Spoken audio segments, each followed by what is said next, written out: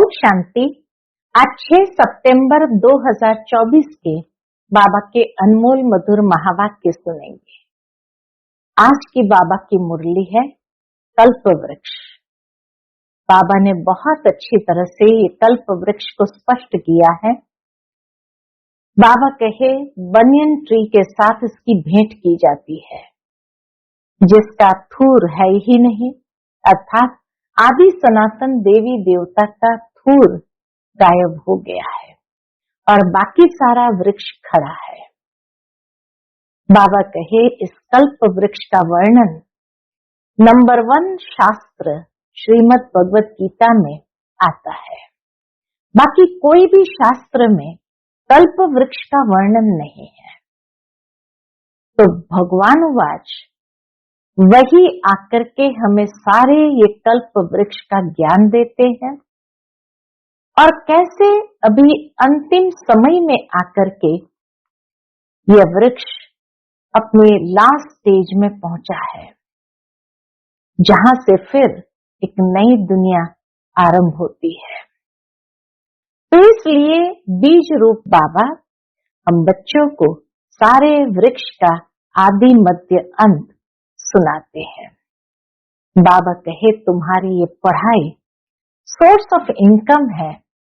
इस पढ़ाई से ही 21 जन्मों के लिए कमाई का प्रबंध हो जाता है। तो सुनते हैं आज के बाबा के अनमोल मधुर महावाक्य। ओम शांति। मीठे बच्चे, तुम्हारी ये पढ़ाई सोर्स ऑफ इनकम है। इस पढ़ाई से 21 जन्मों के लिए कमाई का प्रबंध हो जाता है। आज की मुरली से प्रश्न है, मुक्ति धाम में जाना कमाई है या घाटा? मुक्ति धाम में जाना ये कमाई है या घाटा? उत्तर, भक्तों के लिए यह भी कमाई है, क्योंकि आधा कल्प से शांति शांति मांगते आए हैं। बहुत मेहनत के बाद भी शांति नहीं मिली। अब बाप द्वारा शांति मिलती है, अर्थात मुक्ति धाम में जाते हैं।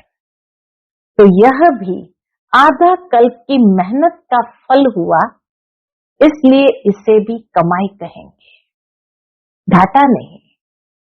तुम बच्चे तो जीवन मुक्ति में जाने का पुरुषार्थ करते हो। तुम्हारी बुद्धि में अभी सारे वर्ल्ड की हिस्ट्री ज्योग्राफी नाच रही है, अर्थात सारे वर्ल्ड की हिस्ट्री ज्योग्राफी को अच्छी तरह से समझा है। ओम शांति। मीठे मीठे रूहानी बच्चों को रूहानी बाप ने यह तो समझाया है कि रूह ही सब कुछ समझती है, सारा ज्ञान रूह समझती है। इस समय तुम बच्चों को रूहानी दुनिया में बाप ले जाते हैं। उनको कहा जाता है रूहानी दैवी दुनिया। सतयुग को कहा जाता है रूहानी दैवी दुनिया। इसको कहा जाता है जिस्मानी दुनिया, मनुष्य की दुनिया। बच्चे समझते हैं दैवी दुनिया थी, वह दैवी मनुष्य की पवित्र दुनिया थी। अभी मनुष्य अपवित्र है, इसलिए उन देवताओं का गायन पूजन करते हैं। ये स्मृति है कि बरोबर पहले झाड़ में एक ही धर्म होगा। अब यहाँ से बाबा कल्प वृक्ष को बहुत सुंदर तरीके से स्पष्ट करते हैं। बाबा कहे ये स्मृति है कि बरोबर पहले झाड़ में एक ही धर्म होगा। विराट रूप में झाड़ पर भी समझाना है। इस झाड़ का बीज रूप ऊपर में है। झाड़ का बीज है बाप। फिर जैसा बीज वैसा फल, अर्थात पत्ते निकलते हैं। यह भी वंडर है ना, कितनी छोटी चीज कितना फल देती है। बीज कितना छोटा और वृक्ष कितना बड़ा, कितना उनका रूप बदलता जाता है। इस मनुष्य सृष्टि रूपी झाड़ को कोई नहीं जानता। इसको कहा जाता है कल्प वृक्ष। इसका बस गीता में ही वर्णन है। सब जानते हैं गीता ही नंबर 1 धर्म का शास्त्र है। शास्त्र भी नंबरवार तो होते हैं ना, कैसे नंबरवार धर्मों की स्थापना होती है यह भी सिर्फ तुम ही समझते हो और कोई में भी यह ज्ञान होता नहीं। तुम्हारी बुद्धि में है पहले पहले किस धर्म का झाड़ होता है, फिर उनमें और धर्म की वृद्धि कैसे होती है। इसको कहा जाता है विराट नाटक। कल्प वृक्ष को ही विराट नाटक भी कहते हैं। बच्चों की बुद्धि में सारा झाड़ है। झाड़ की उत्पत्ति कैसे होती है, मुख्य बात है यह कि कैसे इस कल्प वृक्ष की उत्पत्ति होती है। देवी देवताओं का झाड़ अभी नहीं है और सब टाल टालियां खड़ी है।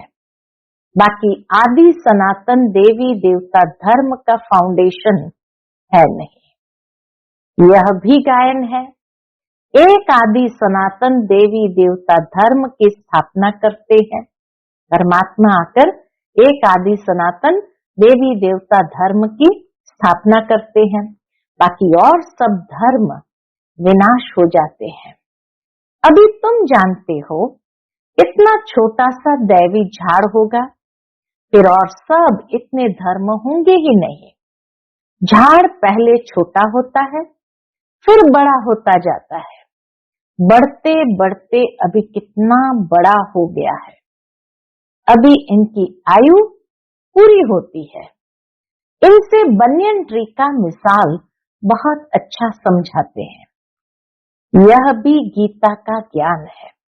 बाबा कहे ये झाड़ का ज्ञान भी गीता का ज्ञान है, जो बाप तुम्हें सन्मुख बैठ सुनाते हैं, जिससे तुम राजाओं का राजा बनते हो। फिर भक्ति मार्ग में ये गीता शास्त्र आदि बनेंगे। फिर भक्ति मार्ग जैसे आरंभ होगा तो गीता शास्त्र आदि सब बनेंगे। यह अनादि ड्रामा बना हुआ है, फिर भी ऐसे ही होगा। फिर जो जो धर्म स्थापन होंगे उनका अपना शास्त्र होगा। सिख धर्म का अपना शास्त्र, क्रिश्चियन और बौद्धियों का अपना शास्त्र होगा। अभी तुम्हारी बुद्धि में सारे वर्ल्ड की हिस्ट्री ज्योग्राफी नाच रही है। इतना स्पष्ट है जो बाबा कहे जैसे बुद्धि में ये सारा ज्ञान नाच रहा है।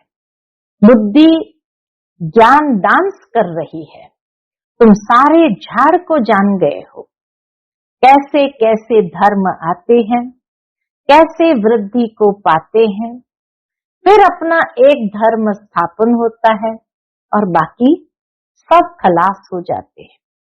गाते हैं ना, भक्ति मार्ग में गाते हैं ना, ज्ञान सूर्य प्रत्यय तो अज्ञान अंधेर विनाश। अभी बिल्कुल अंधियारा है ना, कितने ढेर मनुष्य है, फिर ये इतने सब होंगे ही नहीं। फिर ये सब इतने होंगे ही नहीं। इन लक्ष्मी नारायण के राज्य में ये थे नहीं। फिर एक धर्म स्थापन होना ही है। यह नॉलेज बाप ही आकर सुनाते हैं। तुम बच्चे कमाई के लिए कितनी नॉलेज आकर पढ़ते हो, कितनी नॉलेज का अध्ययन करते हो। बाप टीचर बनकर आते हैं तो आधा कल तुम्हारी कमाई का प्रबंध हो जाता है। तुम बहुत धनवान बन जाते हो। तुम जानते हो अभी हम पढ़ रहे हैं, यह है अविनाशी ज्ञान रत्नों की पढ़ाई। भक्ति को अविनाशी ज्ञान रत्न नहीं कहेंगे। भक्ति में मनुष्य जो कुछ पढ़ते हैं उनसे घाटा ही होता है, रत्न नहीं बनते। ज्ञान रत्नों का सागर एक बाप को ही कहा जाता है। बाकी वह है भक्ति, उसमें कोई भी एम ऑब्जेक्ट है नहीं, कमाई है नहीं। कमाई के लिए तो स्कूल में पढ़ते हैं, फिर भक्ति करने के लिए गुरु के पास जाते हैं। कोई जवानी में गुरु करते हैं, कोई बुढ़ापे में गुरु करते हैं, कोई छोटेपन में ही संन्यास ले लेते हैं। कुंभ के मेले पर कितने ढेर आते हैं। सतयुग में तो यह कुछ भी नहीं होगा। तुम बच्चों की स्मृति में सब बातें आ गई है। रचता और रचना के आदि मध्य अंत को तुम जान गए हो। उन्होंने तो कल्प की आयु ही बड़ी कर दी। बाबा कहे कल्प की आयु को ही लाखों वर्ष कर दिया। ईश्वर सर्वव्यापी कह दिया है। ज्ञान का पता नहीं है। बाप आकर अज्ञान नींद से सुजाग करते हैं। अभी तुमको ज्ञान की धारणा होती जाती है, बैटरी भरती जाती है। ज्ञान से है कमाई, भक्ति से है घाटा। टाइम पर जब घाटे का समय पूरा होता है तो फिर बाप कमाई कराने आते हैं। मुक्ति में जाना वह भी कमाई है। मुक्ति में जाना वह भी कमाई है। शांति तो सब मांगते रहते हैं। शांति देवा कहने से बुद्धि बाप तरफ चली जाती है। कहते हैं विश्व में शांति हो, परंतु वह कैसे होगी ये किसको भी पता नहीं है। शांति धाम सुख धाम अलग होते हैं, यह भी नहीं जानते हैं। जो पहला नंबर है उनको भी कुछ पता नहीं था। पहला नंबर ब्रह्मा बाबा को भी कुछ पता नहीं था।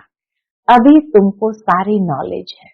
तुम जानते हो हम इस कर्म क्षेत्र पर कर्म का पाठ बजाने आए हैं।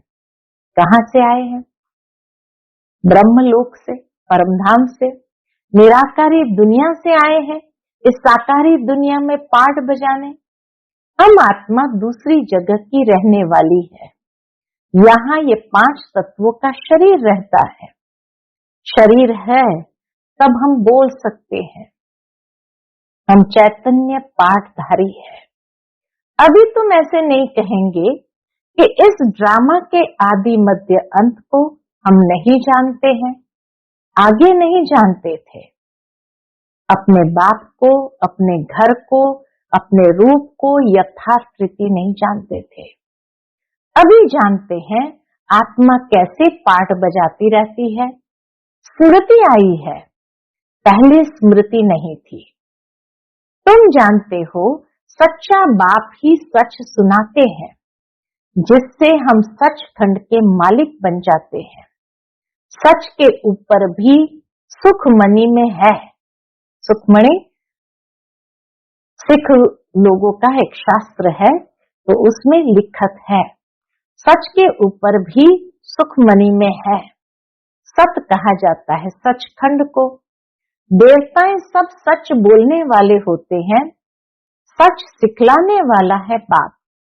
उनकी महिमा देखो कितनी है। गाई हुई महिमा तुमको काम में आती है। शिव बाबा की महिमा करते हैं। वही झाड़ के आदि मध्य अंत को जानते हैं। सच बाप सुनाते हैं तो तुम बच्चे सच्चे बन जाते हो। सचखंड भी बन जाता है। भारत सचखंड था। नंबर 1 ऊंचते ऊंच तीर्थ भी यह है, क्योंकि सर्व की सदगति करने वाला बाप भारत में ही आते हैं। एक धर्म की स्थापना होती है, बाकी सबका विनाश हो जाता है। बाप ने समझाया है सूक्ष्म वतन में कुछ है नहीं, यह सब साक्षात्कार होता है। सूक्ष्म वतन है ही साक्षात्कार की दुनिया। भक्ति मार्ग में भी साक्षात्कार होता है। साक्षात्कार नहीं होता तो इतने मंदिर आदि कैसे बनते? साक्षात्कार से ही किसी को कौन सी देवी का साक्षात्कार होता है, किसी को कौन से देवता का साक्षात्कार होता है। तो इसलिए बाबा कहे साक्षात्कार के कारण ही इतने मंदिर आदि बने हैं। पूजा क्यों होती है? साक्षात्कार करते हैं, फील करते हैं ये चैतन्य थे। बाप समझाते हैं भक्ति मार्ग में जो कुछ मंदिर आदि बनते हैं, जो तुमने सुना देखा है, वह सब रिपीट होगा। चक्र फिरता ही रहता है। ज्ञान और भक्ति का खेल बना हुआ है। हमेशा कहते हैं ज्ञान, भक्ति, वैराग्य, परंतु डिटेल कुछ नहीं जानते। कहते हैं ज्ञान, भक्ति, वैराग्य, परंतु डिटेल बाबा कहे कुछ नहीं जानते।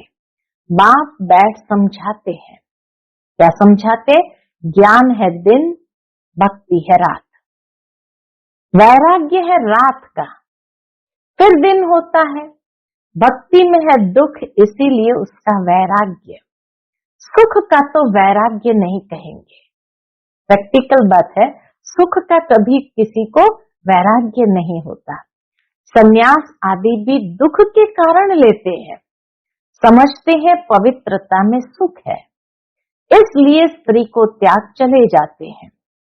आजकल तो धनवान भी बन गए हैं, क्योंकि संपत्ति बिगड़ तो सुख मिल न सके, माया वार कर जंगल से फिर शहर में ले आती है। विवेकानंद और रामकृष्ण भी दो बड़े सन्यासी होकर गए हैं। सन्यास की ताकत रामकृष्ण में थी, बाकी भक्ति का समझाना करना वह विवेकानंद का था।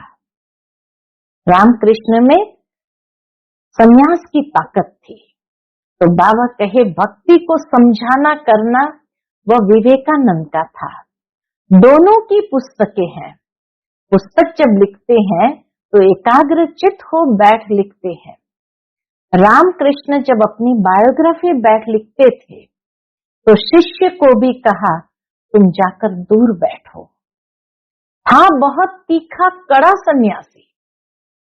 रामकृष्ण था बड़ा तीखा कड़ा सन्यासी, नाम भी बहुत है। बाप ऐसे नहीं कहते कि स्त्री को माँ कहो, बाप तो कहते हैं उनको भी आत्मा समझो। तो स्त्री को माँ, ताकि पवित्रता की धारणा अच्छी हो सके, इसलिए शारदा माँ कहा। परंतु बाबा हम बच्चों को एक स्टेप और आगे ले जाते हैं कि हर एक को आत्म रूप में देखो। तो बाप कहते हैं उनको भी आत्मा समझो। आत्माएं तो सब भाई भाई है। सन्यासियों की बात अलग है, उसने स्त्री को माँ समझा, माँ की बैठ बड़ाई की है। ये ज्ञान का रास्ता है। वैराग्य की बात अलग है। वैराग्य में आकर स्त्री को माँ समझा, माता अक्षर में क्रिमिनल आई नहीं होगी। बहन में भी क्रिमिनल दृष्टि जा सकती है, माता में कभी खराब ख्यालात नहीं जाएंगे। बाप की बच्ची में भी क्रिमिनल दृष्टि जा सकती है, माँ में कभी नहीं जाएगी। सन्यासी स्त्री को माँ समझने लगा। उनके लिए ऐसे नहीं कहते कि दुनिया कैसे चलेगी। जब रामकृष्ण ने अपनी स्त्री को माँ शारदे को माँ कहा तो उस समय ये नहीं कहा कि दुनिया कैसे चलेगी, पैदाइश कैसे होगी। वह तो एक को वैराग्य आया, माँ कह दिया। उनकी महिमा देखो कितनी है। यहाँ बहन भाई कहने से भी बहुतों की दृष्टि जाती है, इसलिए बाबा कहते हैं भाई भाई समझो। यह है ज्ञान की बात, वह है एक की बात, एक सन्यासी की बात। यहाँ तो प्रजापिता ब्रह्मा की संतान ढेर भाई बहन है ना, बाप बैठ सब बातें समझाते हैं। यह भी तो शास्त्र आदि पढ़ा हुआ है, ब्रह्मा बाबा भी तो शास्त्र आदि पढ़ा हुआ है। वह धर्म ही अलग है, निवृत्ति मार्ग का सिर्फ पुरुषों के लिए है। संन्यास धर्म पुरुषों के लिए है, वह है हद का वैराग्य। तुमको तो सारी बेहद की दुनिया से वैराग्य है। संगम पर ही बाप आकर तुम्हें बेहद की बातें समझाते हैं। अभी इस पुरानी दुनिया से वैराग्य करना है। ये बहुत पतित चीची दुनिया है, यहाँ शरीर पावन हो न सके। आत्मा को नया शरीर सतयुग में ही मिल सकता है। बाबा कहे पावन शरीर सतयुग में ही मिल सकता है। बल यहाँ आत्मा पवित्र बनती है, परंतु शरीर फिर भी अपवित्र रहता है। जब तक कर्मातीत अवस्था हो, सोने में खाद पड़ती है तो जेवर भी खाद वाला बनता है, खाद निकल जाए तो जेवर भी सच्चा सोना, खाद निकल जाए तो जेवर भी सच्चा बनेगा। इन लक्ष्मी नारायण की आत्मा और शरीर दोनों सतो प्रधान है। तुम्हारी आत्मा और शरीर दोनों ही तमो प्रधान काले हैं। आत्मा काम चिता पर बैठ काली बन गई है। बाप कहते हैं फिर हम आकर सांवरे से गोरा बनाते हैं। ये ज्ञान की सारी बात है, बाकी पानी आदि की बात नहीं। सब काम चिता पर बैठ पतित बन पड़े हैं, इसलिए राखी बंधवाई जाती है कि पावन बनने की प्रतिज्ञा करो। बाप कहते हैं हम आत्माओं से बात करते हैं। बाबा कहते हम आत्माओं से बात करते हैं। मैं आत्माओं का बाप हूं जिसको तुम याद करते आए हो। बाबा आओ, हमको सुख धाम में ले चलो, दुख हरो। कलयुग में होते हैं अपार दुख। बाप समझाते हैं तुम काम चिता पर बैठ काले तमो प्रधान हो गए हो। अब मैं आया हूं काम चिता से उतार ज्ञान चिता पर बिठाने लिए। अब पवित्र बन स्वर्ग में चलना है। बाप को याद करना है। बाप कशिश करते हैं। बाप के पास युगल आते हैं, एक को कशिश होती है दूसरे को नहीं होती। पुरुष ने फट से कह दिया हम इस अंतिम जन्म में पवित्र रहेंगे, काम चिता पर नहीं चढ़ेंगे। ऐसे नहीं कि निश्चय हो गया। निश्चय अगर होता तो बेहद बाप को पत्र लिखते, कनेक्शन में रहते। सुना है पवित्र रहते हैं, अपने धंधे आदि में ही मस्त रहते हैं। बाप की याद ही कहाँ है। ऐसे बाप को तो बहुत याद करना चाहिए। स्त्री पुरुष का आपस में कितना प्यार होता है, पति को कितना याद करती है। बेहद के बाप को तो सबसे जास्ती याद करना चाहिए। गायन भी है ना, प्यार करो चाहे ठुकराओ, हम हाथ कभी नहीं छोड़ेंगे। ऐसे नहीं यहाँ आकर रहना है, वह तो फिर संन्यास हो गया। घर बार छोड़ यहाँ आकर रहे, तुमको तो कहा जाता है घर गृहस्थ में रहते पवित्र बनो। ये पहले तो भट्ठी बननी थी। शुरू में सब आकर के यज्ञ में स्वाहा हुए, क्योंकि बाबा कहे भट्ठी बननी थी, जिससे इतने तैयार हो निकले।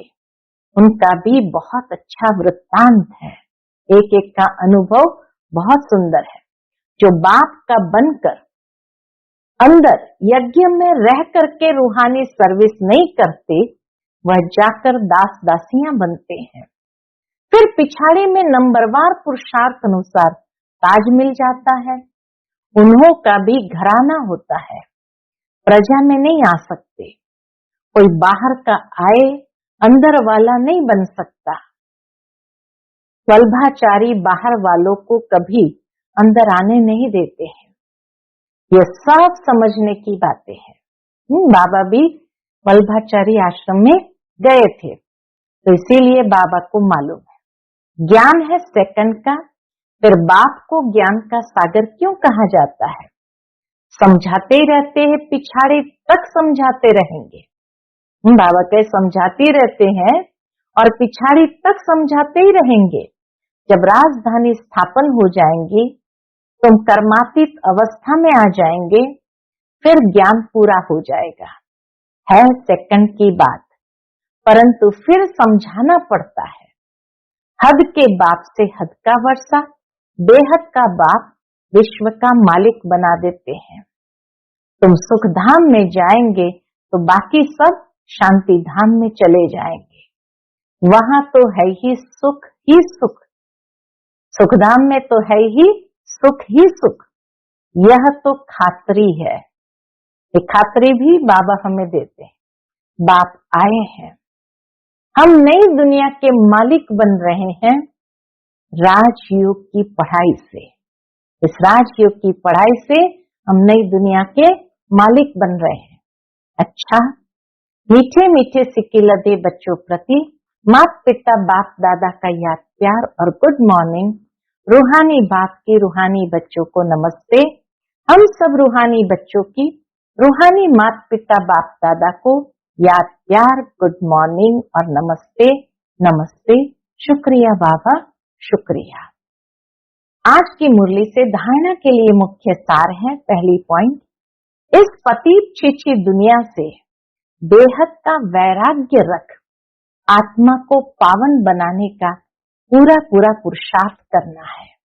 एक बाप की ही कशिश में रहना है। दूसरी पॉइंट, ज्ञान की धारणा से अपनी बैटरी भरनी है। ज्ञान रत्नों से स्वयं को धनवान बनाना है। अभी कमाई का समय है, इसलिए घाटे से बचना है। यही कमाई का समय है, इसलिए घाटे से बचना है। आज का बाप दादा का मधुर वरदान हम बच्चों के प्रति है, ज्ञान रत्नों को धारण कर व्यर्थ को समाप्त करने वाले होली हंस भव। ज्ञान रत्नों को धारण कर व्यर्थ को समाप्त करने वाले होली हंस भव। होली हंस की दो विशेषताएं हैं। एक है ज्ञान रत्न चुगना और दूसरा निर्णय शक्ति द्वारा दूध और पानी को अलग करना। दूध और पानी का अर्थ है समर्थ और व्यर्थ का निर्णय। व्यर्थ को पानी के समान कहते हैं और समर्थ को दूध समान। तो व्यर्थ को समाप्त करना अर्थात होली हंस बनना। हर समय बुद्धि में ज्ञान रत्न चलते रहे, मनन चलता रहे तो रत्नों से भरपूर हो जाएंगे। हर समय मनन चलता रहे तो रत्नों से बुद्धि भी भरपूर हो जाएगी। आज का स्लोगन है, सदा अपने श्रेष्ठ पोजीशन में स्थित रहे। अपोजिशन को समाप्त करने वाले ही विजयी आत्मा है। सदा अपने श्रेष्ठ पोजीशन में स्थित रहे, अपोजिशन को समाप्त करने वाले ही विजयी आत्मा है। अच्छा, ओम शांति।